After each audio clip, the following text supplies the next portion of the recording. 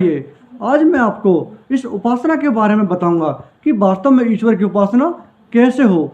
ईश्वर हमें कहाँ मिलेगा, ईश्वर कैसा है, वह कहाँ रहता है, ईश्वर की प्राप्ति हमें कैसे होगी। आज लोगों ने धारणा बना रखी है कि ईश्वर तो हरिद्वार में रहता है, कोई कहता है ईश्वर काशी में रहता है, कोई कहता है ईश्वर तो वैकुंठ धाम में रहता है, कोई कहता है ईश्वर मस्जिद में रहता है, कोई कहता है मंदिर में रहता है, कोई कहता है चर्च में रहता है। इसी प्रकार कुछ लोग यहाँ पर किसी अन्य अन्य धातु को ईश्वर बताते हैं। कोई लोहे की धातु को ईश्वर बताता है, कोई प्लास्टिक की धातु को ईश्वर बताता है, कोई पत्थर की धातु को ईश्वर बताता है, तो कोई अन्य अन्य धातुओं को ईश्वर बताते हैं। लेकिन वास्तव में कल हमने जाना था कि ईश्वर सर्वव्यापक है और हमारे शरीर में जितने अंग हैं प्रत्येक अंग का एक अपना अपना कार्य है। जैसे कि आँख का गुण क्या है, रूप का, अर्थात उससे हम देखते हैं, उसका तत्व है अग्नि का। जब अग्नि ग्रहण करेंगे तो हम आँख से किसको देखेंगे, एक रूप को देखेंगे। इसके बाद कान का गुण क्या है, शब्द का, और उसका तत्व क्या है, आकाश। जब हम कान से आकाश तत्व को ग्रहण करेंगे तो उससे हम क्या सुनेंगे, शब्द सुनेंगे। इसी प्रकार नाक का गुण क्या है, गंध, और वह तत्व किसका है, पृथ्वी का। जब हम एक पृथ्वी तत्व को ग्रहण करेंगे तब हम नाक द्वारा एक गंध को ग्रहण करेंगे। इसके बाद जीव का गुण है रस, और उसका तत्व क्या है, जल, अर्थात पानी। जब हम जल तत्व को ग्रहण करेंगे तब हम उसके जीव द्वारा एक रस गुण को ग्रहण कर पाएंगे। और अगला है त्वचा अर्थात जब हम वायु तत्व को ग्रहण करेंगे तब हम त्वचा द्वारा स्पर्श गुण को ग्रहण करेंगे। इसी प्रकार इन 5 ज्ञानेंद्रियों के 5 अपने अपने गुण हैं और इन 5 के एक अपने अपने तत्व भी है। इसी प्रकार हमारे शरीर में जितने भी अंग हैं प्रत्येक अंग का एक अपना अपना कार्य है। उसी प्रकार जीवात्मा कहाँ है, हमारे अंदर, और परमात्मा कहाँ है, वह सर्वव्यापक है। वह लोहे में भी है, वह प्लास्टिक में भी है, वह मंदिर में भी है, ईश्वर मस्जिद में भी है, ईश्वर चर्च में भी है। लेकिन वास्तव में हम कहाँ हैं, हम अपने भीतर है। जब ईश्वर सर्वव्यापक है, वह सब जगह है, तो वह क्या हमारे अंदर भी है। और उसे प्राप्ति करने के लिए हमें अपने शरीर में ही, अपने अंदर ही उसे आसानी होगी। मैं आपको बताऊंगा कि ईश्वर हमें कहाँ मिलेगा, वह हमें अपने अंदर मिलेगा। तो ऋषि दयानंद सरस्वती जी ने पंच महायज्ञ पुस्तक में लिखा है कि संध्यायते वा पर ब्रह्मा सा संध्या, अर्थात जिस अवस्था में ईश्वर का ध्यान किया जाए, ईश्वर की स्तुति की जाए, ईश्वर की प्रार्थना की जाए, उस अवस्था का नाम है संध्या। और ईश्वर की स्तुति क्या है, अर्थात ईश्वर जैसा है उसको वैसा मानना क्या कहलाता है, ईश्वर की स्तुति कहलाता है। अर्थात ईश्वर सर्वज्ञ है तो उसको सर्वज्ञ मानेंगे तो ईश्वर की स्तुति कहलाएगी। अगर आप ईश्वर को सर्वज्ञ ना मानकर उसको हम अल्पज्ञ मानेंगे तो यह ईश्वर की निंदा कहलाएगी। ईश्वर क्या है, चेतन है, वह ज्ञान वाला है, वह बुद्धि वाला है। अगर उसको हम जड़ मानेंगे तो यह ईश्वर की स्तुति नहीं, निंदा कहलाएगी। इसी प्रकार ईश्वर सर्वव्यापक है, अर्थात वह सब जगह है। अगर उसको हम एक देशी मानेंगे, किसी एक स्थान पर मानेंगे, तो यह ईश्वर की स्तुति नहीं, उसकी निंदा कहलाएगी, क्योंकि वह तो सब जगह है। इसके बाद ईश्वर एक है। हमने कितने ईश्वर बना रखे, असंख्य ईश्वर बना रखे हैं। अगर हम ईश्वर को असंख्य ईश्वर मानेंगे तो यह ईश्वर की निंदा कहलाएगी। ईश्वर क्या है, एक है, वह करता है, वह सृष्टि करता है, वह अनादि है, अर्थात उसका कोई आरंभ नहीं है। और ईश्वर क्या है, अजन्मा है। अगर हम मानेंगे कि ईश्वर जन्म लेके आता है, ईश्वर मर जाता है, तो ईश्वर में दोष आता है। तो ईश्वर क्या है, वह अजन्मा है, अर्थात कभी जन्म नहीं लेता है, वह अमर है। अर्थात जो गुण ईश्वर में है उन गुणों को बखान करना, उन गुणों की प्रशंसा करना क्या कहलाएगा, ईश्वर की स्तुति कहलाएगा। और जो गुण ईश्वर में नहीं है उन गुणों को बखान करना तो यह क्या कहलाएगा, ईश्वर की निंदा कहलाएगा। आगे है प्रार्थना। आज लोगों ने अवधारणा बना रखी है कि हम ईश्वर से प्रार्थना करेंगे तो वह हमारी सभी प्रार्थनाओं को अवश्य कबूल करेगा। अगर हम सच्चे मन से उससे प्रार्थना करेंगे तो वह हमारी प्रार्थना को अवश्य सुनेगा। लेकिन वास्तव में प्रार्थना की सही परिभाषा क्या है? कुछ लोग रात को सोते सोते ईश्वर से ध्यान लगाते हैं, कहते हैं हे प्रभु हम धन ऐश्वर्य के स्वामी बन जाए। क्या वह धन ऐश्वर्य के स्वामी बन जाएंगे? एक शराबी रात को सोते वक्त ईश्वर से कहता है हे ईश्वर कल मेरे लिए एक बोतल का इंतजाम हो जाए। क्या ईश्वर उसकी प्रार्थना भी सुनेगा? एक जुआरी ईश्वर से दुआ करेगा, ईश्वर से प्रार्थना करेगा कि हे ईश्वर मेरे लिए इतना धन आ जाए जिससे मैं सट्टा खेल सकूं और धन ऐश्वर्य को स्वामी बन जाऊं। क्या ईश्वर उसकी प्रार्थना भी सुनेगा? एक मांसाहारी प्रार्थना करेगा कि हे ईश्वर मुझे कल के लिए मांस खाने के लिए पैसे मिल जाए, मुझे बुरे बुरे कर्म जो है वो करने के लिए पैसे मिल जाए। तो क्या ईश्वर उनकी प्रार्थना भी सुनेगा? नहीं। प्रार्थना की जो सही परिभाषा है, जो वेदोक्त परिभाषा है, जो ऋषि ने हमें बताई है, वह है पूर्ण पुरुषार्थ के उपरांत और पूर्ण पुरुषार्थ के उपरांत उत्तम कार्यों की सिद्धि के लिए किसी सामर्थ्यवान मनुष्य या ईश्वर से सहायता मांगना प्रार्थना कहलाता है। और इसके बाद था ईश्वर की उपासना। ईश्वर की उपासना कैसे होगी? उसके लिए हमें महर्षि ने अष्टांग योग विधि बताई है। वह है यम, नियम, आसन, प्राणायाम, प्रत्याहार, धारणा, ध्यान और समाधि। यह 8 अंग है ईश्वर को पाने के। इन 8 अंगों की व्याख्या करने से पहले मैं आपको बता दूं कि ईश्वर की उपासना के लाभ क्या क्या है।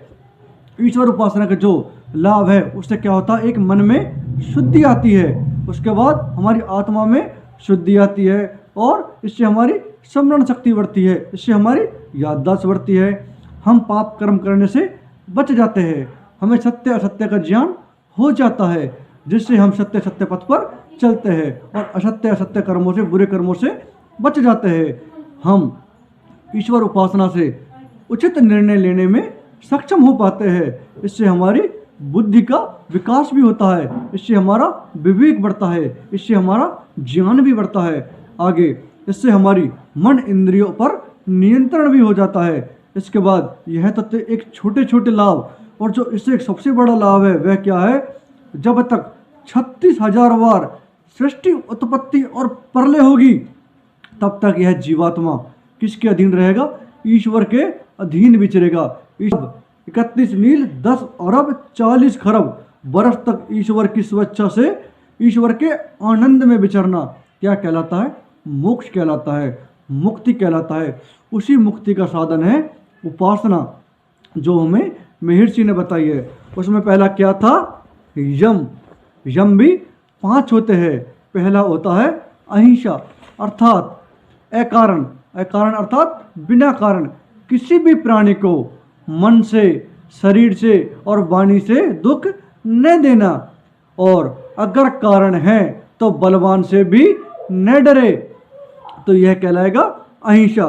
उसके बाद सत्य, अर्थात जैसा हमारे ज्ञान में है और जो प्रमाणों से सुपरिचित है वैसा ही कथन एवं मनन होना क्या कहलाता है?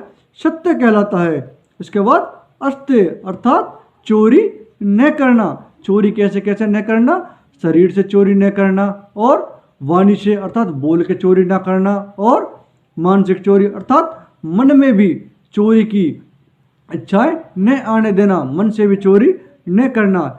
इसी प्रकार हमें 3 प्रकार से चोरी नहीं करनी चाहिए। आगे था ब्रह्मचर्य, जिसमें हम वीर्य निग्रही रहे, अर्थात अपने शरीर को हष्ट पुष्ट बनाए, हम बलवान बनाए।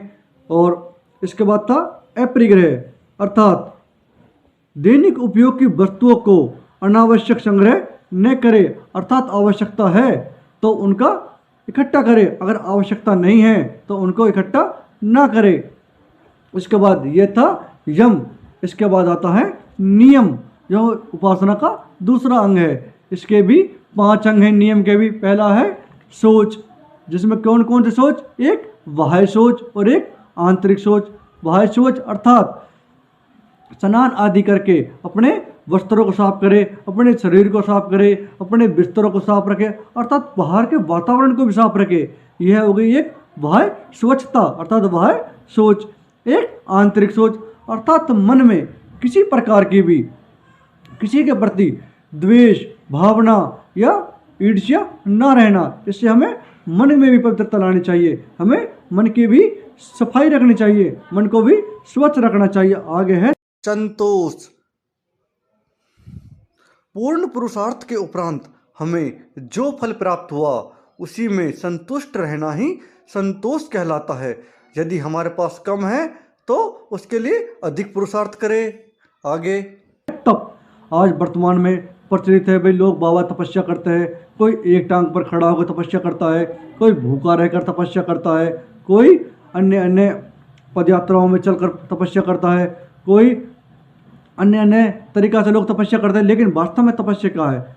वो है तपस्या का जो तप है, इसका जो पूर्ण व्याख्या है वह है धर्माचरण और शुभ कर्म करते हुए द्वंद्व करना, अर्थात सुख दुख लाभ हानि मान अपमान यश अपयश, अर्थात हमारे जीवन में इन धर्माचरण करते हुए अर्थात श्रेष्ठ कर्मों को करते हुए शुभ कर्मों को करते हुए जो जो द्वंद्व आएंगे उनमें संघर्ष करना क्या कहलाता है? तप कहलाता है। इसके बाद है स्वाध्याय अर्थात वेद एवं आर्ष ग्रंथों का सुनना एवं सुनाना, पढ़ना एवं पढ़ाना क्या कहलाता है? स्वाध्याय कहलाता है। और पांचवा है ईश्वर परिधान, अपने पूर्ण सामर्थ्य से ईश्वर हुई को समर्पित कर देना। जो भी हमने है वो ईश्वर को समर्पित करके ही उनका उपयोग लेना। इससे हमारी सात्विकता बढ़ेगी, इससे हमारा अहंकार खत्म होगा, इससे हमारा अभिमान भी खत्म होगा। ये हो गए थे यम और नियम। अब होता है आसन। आसन होते हैं 3।